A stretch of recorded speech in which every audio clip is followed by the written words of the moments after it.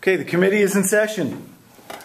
Hi, I'm Taylor Littig, and I'm here representing the Illinois Alcohol and Drug Dependence Association, also known as the IADDA. We're here to get your support on the bill HR 5711, which is the Access to Substance Abuse Treatment Act. The IADDA, just so you know, is a statewide advocacy organization in Illinois that focuses solely on substance abuse disorder issues. We represent more than 50 prevention, treatment, and recovery organizations across the state, and we are in full support of the HR 5711 because it would increase not only the availability of treatment for substance abuse users, but it would also provide services such as medical services, job training services, and housing assistance to those who are affected by substance abuse.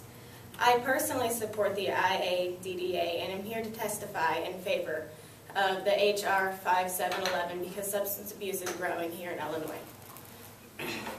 Substance abuse affects people here every day.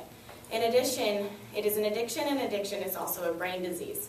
When alcohol and other drugs are consumed, they activate or they imitate the brain chemistry, which causes people to have feelings of well-being, pleasure, or euphoria.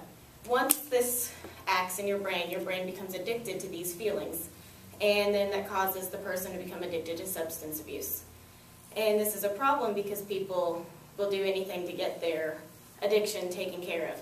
And although there are treatment facilities currently in Illinois, because of recent budget cuts in Illinois, which have been over $28 million over the last few years, many of these facilities have either closed or they have taken fewer patients because of this. Over 55,000 residents of Illinois have been turned away due to such treatment facilities and because of these budget cuts. By increasing the availability of substance abuse treatment, Illinois would be able to once again offer help to these people who have been turned away. But the HR 5711 goes beyond that. It would also help these people, once affected by substance abuse, to be able to start their lives again. These people would be able to cure their addiction and then go on and be able to take job training to find a job after their abuse, and find housing if they didn't have a place to live anymore. And this is why the IADDA and I urge the committee to pass the HR 5711. Thank you for the opportunity to testify. Thank you very much for your testimony. Are there questions on the committee? I have a question. Go ahead.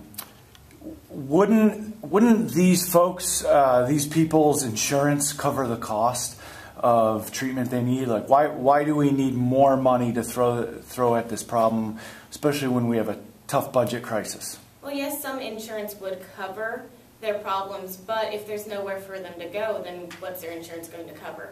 These people currently are either turning up in emergency rooms or going on the streets and not getting any sort of care. Emergency room treatment is also more expensive, and it does not give them the quality of care they would need from a treatment facility. Thank you very much for your response. Any more questions? Thank you.